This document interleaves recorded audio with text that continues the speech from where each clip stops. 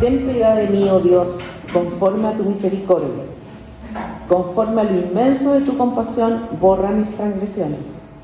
Lávame por completo de mi maldad y límpiame de mi pecado, porque yo reconozco mis transgresiones y mi pecado está siempre delante de mí. Contra ti solo he pecado y he hecho lo malo delante de tus ojos, de manera que eres justo cuando hablas y sin reproche cuando juzgas. Yo nací en iniquidad y en pecado me concibió mi madre.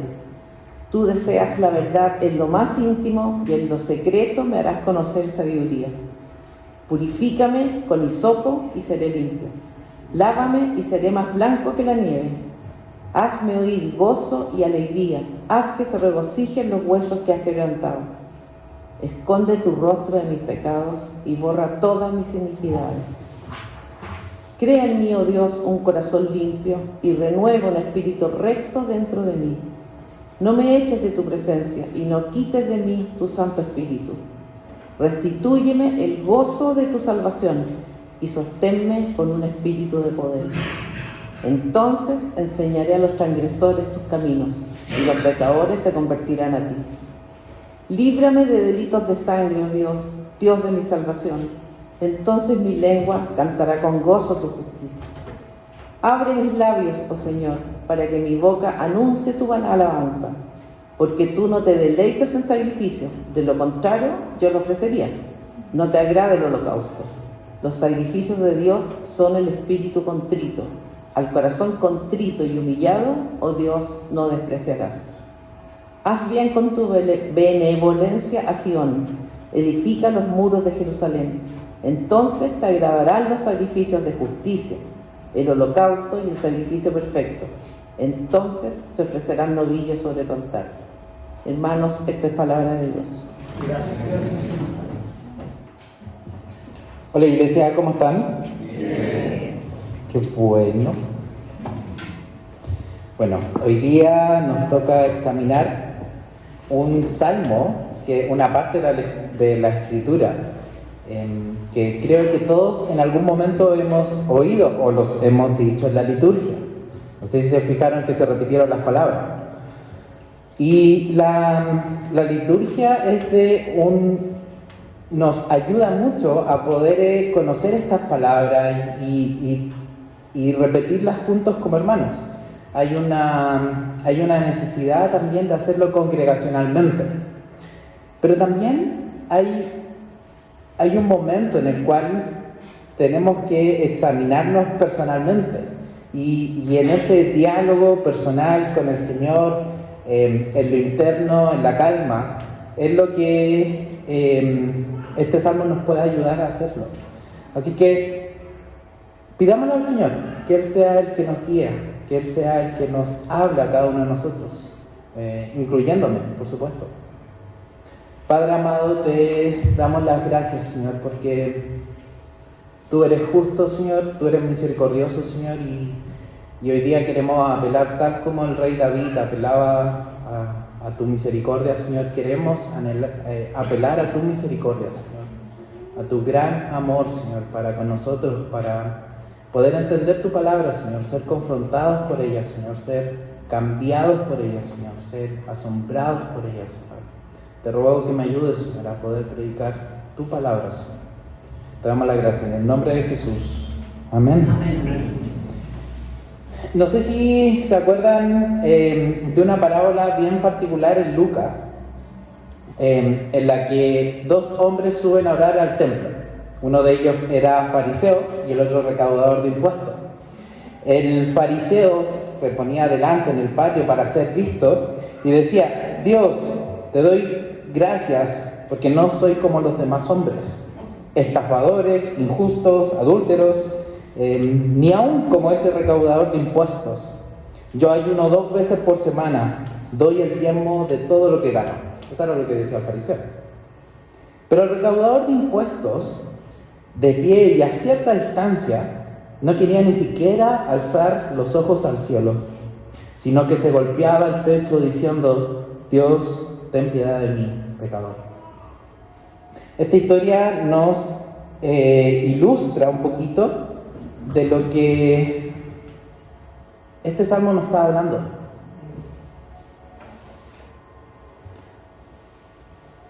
Esta oración nos habla, por un lado, de Dios y por otra parte del ser humano.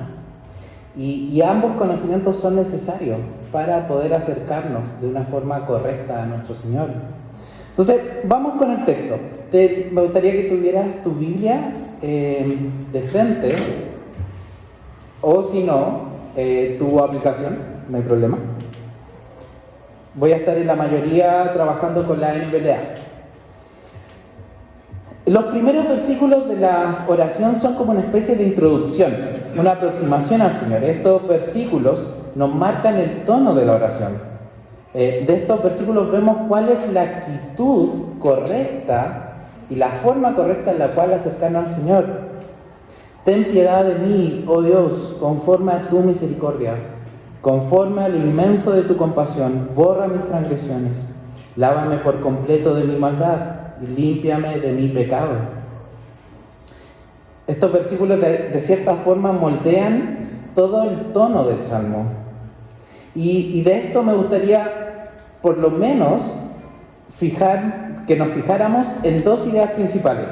Una, el carácter de Dios, y la otra, la situación del ser humano. El carácter de Dios y la situación del ser humano. Hemos estado hablando de David, no sé si recuerdan. Muchas gracias por ese sí. En 2 Samuel 11:12 nos sale una historia bien interesante. David estaba en el templo, estaba en su palacio, mientras su ejército estaba atacando. Él se retiró a su palacio, estaba descansando, se nos dice el texto que se despertó súper tarde, cosa extraña en un rey, con tanta responsabilidad. Y en la tarde ve a una mujer. Esta mujer era Betsabé. Y se acuesta con ella, tiene un hijo mientras su esposo Urías estaba en el campo de batalla. Cuento corto, lo puedes leer, son 2 capítulos bien intensos. Cuento corto, David maquina un plan para que Urías muera y él se quede con Betsabé. El plan le funciona hasta cierto punto.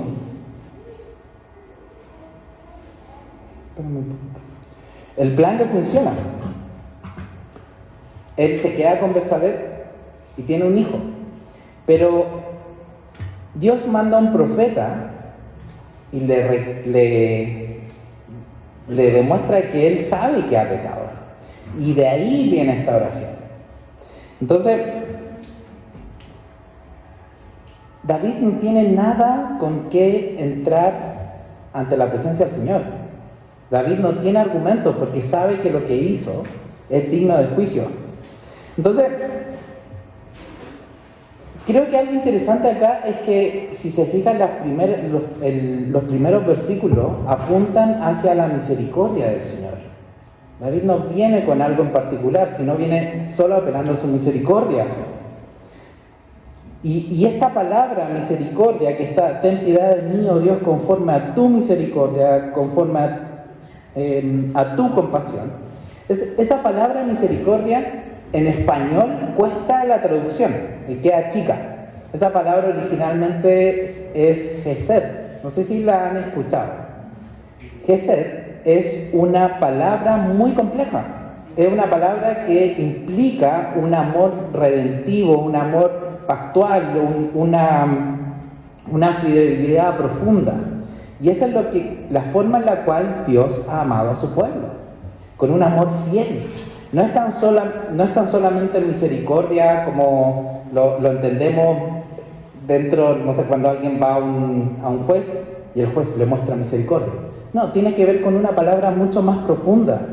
Y esta misericordia está entramada en la historia de Israel. David lo sabe, David lo ha visto y ha visto la historia de su pueblo. Salmo 136 dice: ten gracias al Señor porque Él es bueno, porque para siempre es su gesed. siempre, para siempre es su misericordia.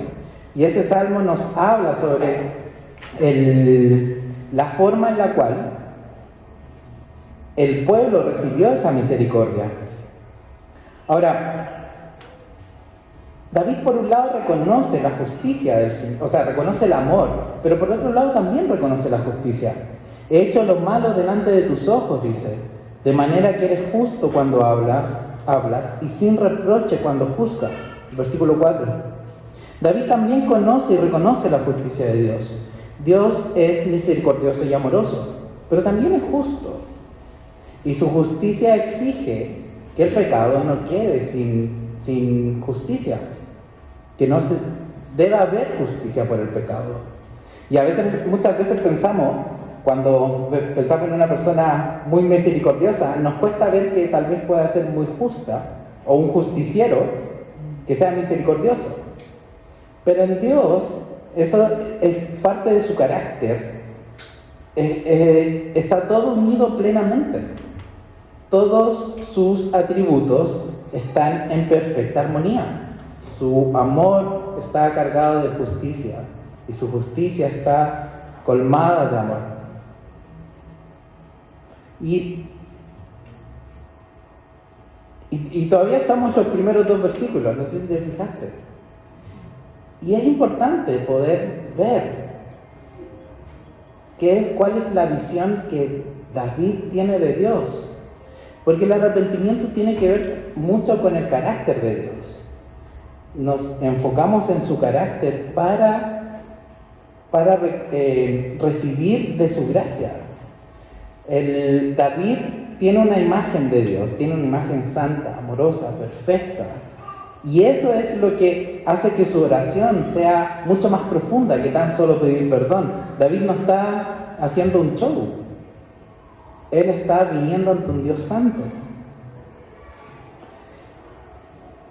Entonces,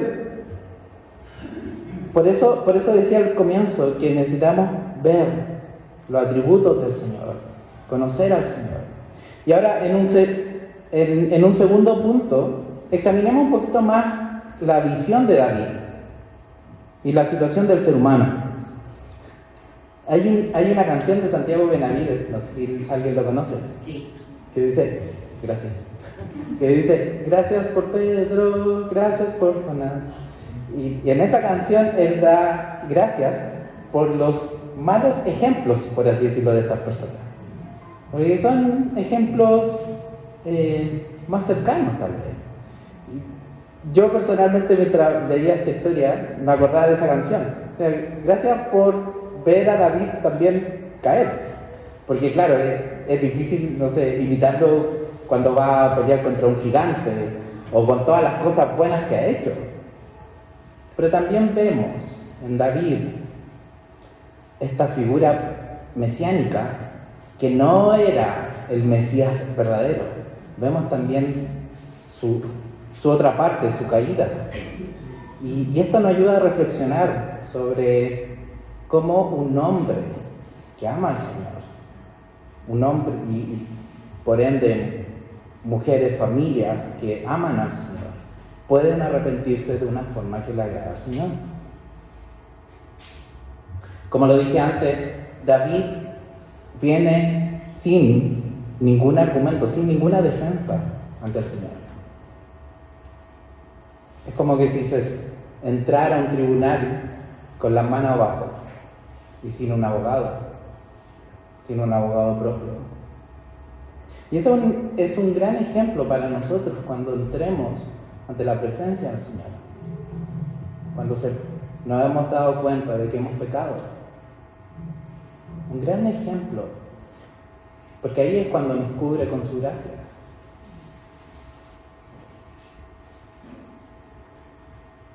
Creo que a veces subestimamos un poquito, esto lo conversaba la semana con Steph, y creo que subestimamos un poquito lo profundo y lo dañino que puede ser el pecado en nuestras vidas. Dios es un Dios santo y Él no tolera el pecado. Y Y si bien acá en David vemos, por un lado, en su relación con el Señor, cómo la afecta, pero también vemos cómo afecta en su vida. La capacidad destructiva del pecado es profunda. Tiene una gran capacidad de arruinar nuestras vidas, arruinar las vidas de los que están alrededor. Sabemos que venimos en una naturaleza caída, nuestra naturaleza está caída, y David lo reconoce también, ¿cierto? Dice, en pecado me concibió mi madre. Estamos en una naturaleza caída, pero a la misma vez, cuando una persona se entrega al pecado, empieza a enceguecerse por el pecado. Si miran la historia de David no cayó necesariamente cuando estaba ahí mismo con Betsabé. Ya viene antes cayendo en un ciclo de negligencia tras negligencia.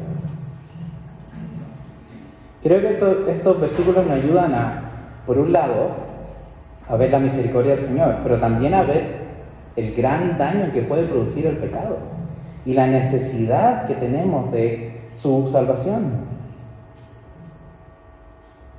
Ahora, ¿qué es lo que va a pedir David?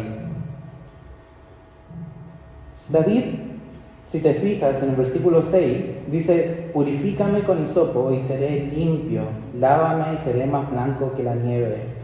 Y en los primeros versos también dice: lávame por completo de mi maldad. Esta semana estaba pensando en eso. Interesante que ese lenguaje de limpieza lo vemos muy repetido en Levítico, por ejemplo. La necesidad de la limpieza ritual. Y esta limpieza se ocupaba, una, en el perdón de pecados, pero también en la limpieza de la lepra. La lepra viene a ser un terrible, buen ejemplo de lo que es el pecado en la vida del ser humano. Voy a repetir esto de nuevo. La lepra es un terrible, buen ejemplo de lo que el pecado hace en la vida del ser humano. Que se le vayan carcomiendo partes del cuerpo, que se le caigan partes del cuerpo, el hedor, es terrible, y las infecciones que vienen por la herida. Esa es una imagen de lo que el pecado puede afectar nuestras vidas. Y acá lo que está pidiendo David en un lenguaje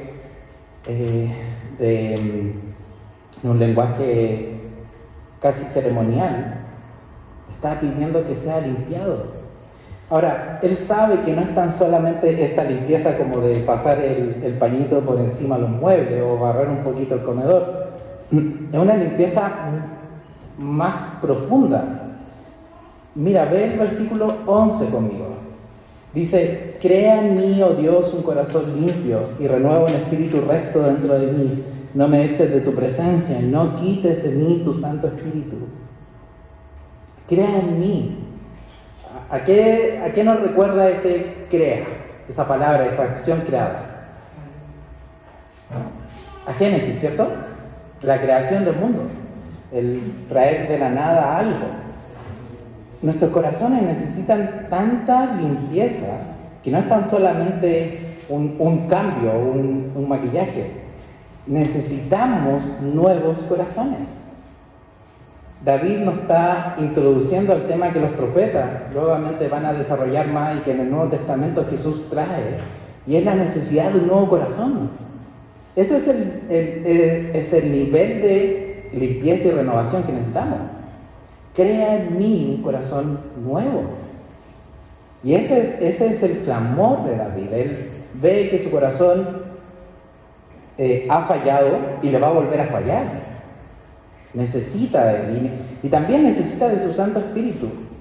Me encanta este pasaje porque lo que le está pidiendo más, lo que le duele más, es el que su presencia se vaya de él. Y la presencia de Dios en la vida del pueblo, en la vida de las personas, es una imagen de la muestra de su gracia.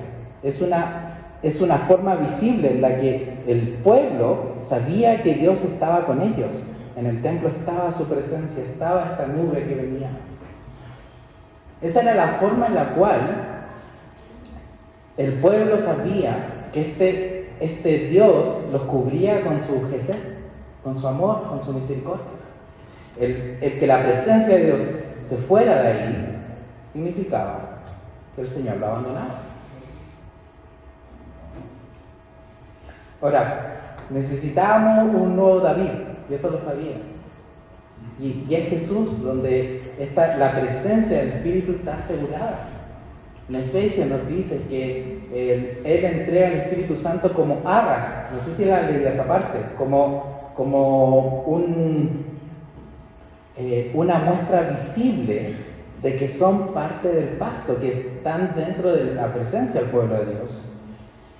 Y ahí es donde David nos queda corto, pero sí nos apunta al Mesías que sí va a venir. Y es Jesús el que con su vida y su obra trae esta presencia en medio de su pueblo. Y nosotros podemos estar ahí. Entonces, hoy día tenemos una imagen mucho más clara del perdón de Dios en nuestras vidas.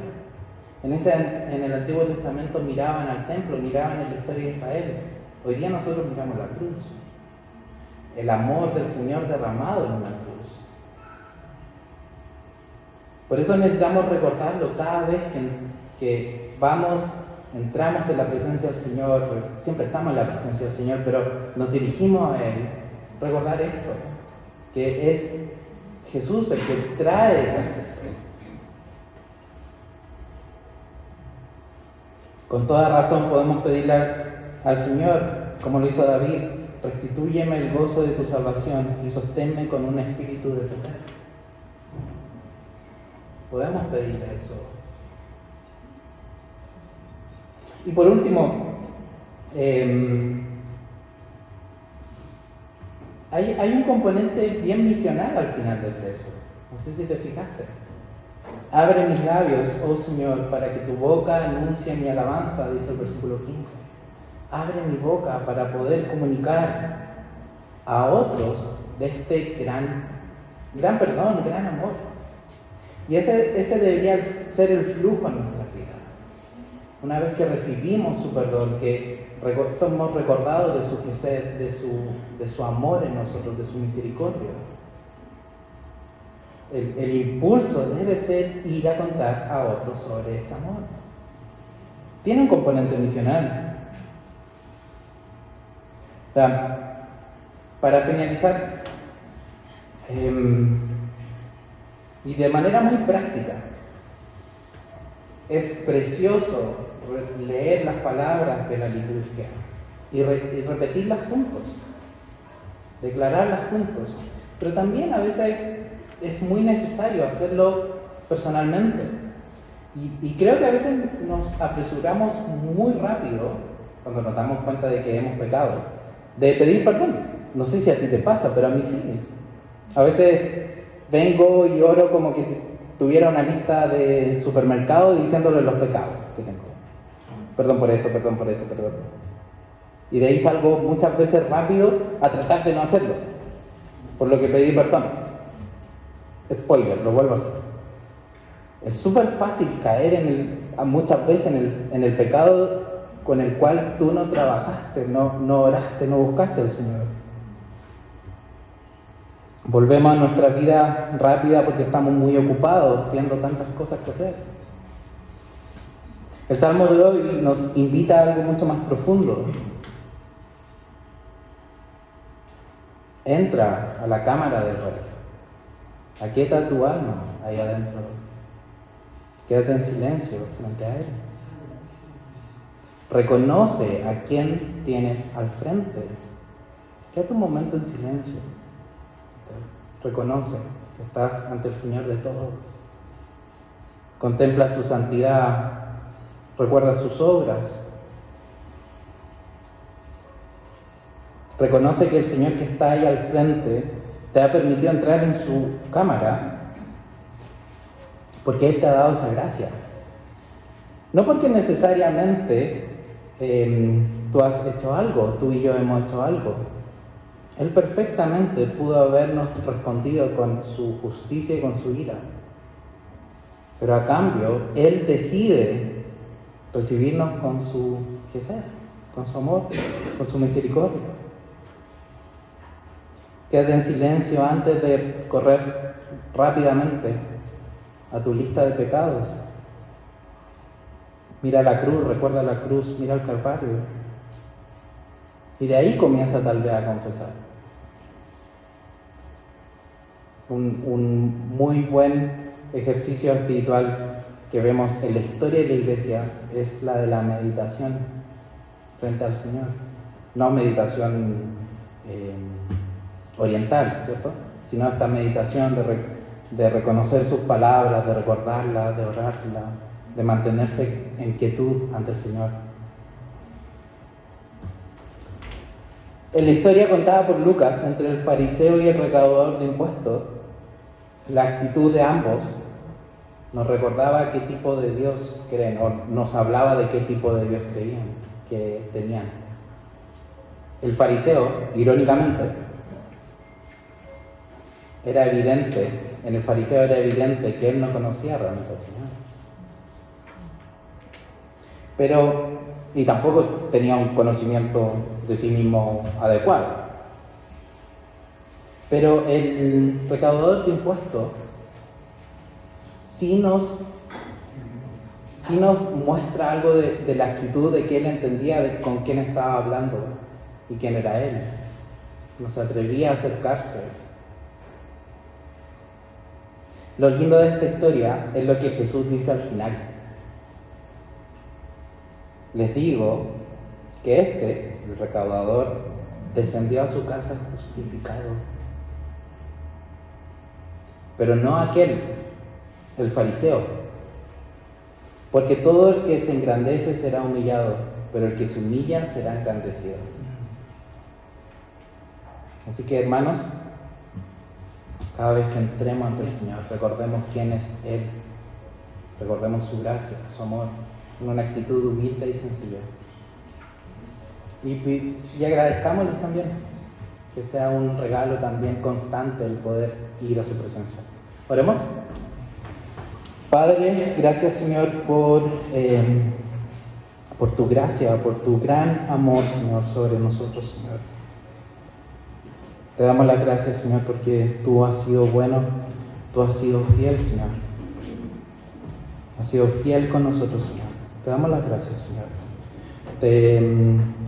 Te pedimos, Señor, que nos ayudes en lidiar con nuestros pecados, Señor, de una forma que de honra, Señor, tal como el rey David, Señor. Ayúdanos, Señor, a bendecirte, Señor, en todo momento, Señor. Y ser testigos, Señor, ante mucha gente, Señor, de tu gracia redentora. Te damos la gracia en el nombre de Jesús. Amén.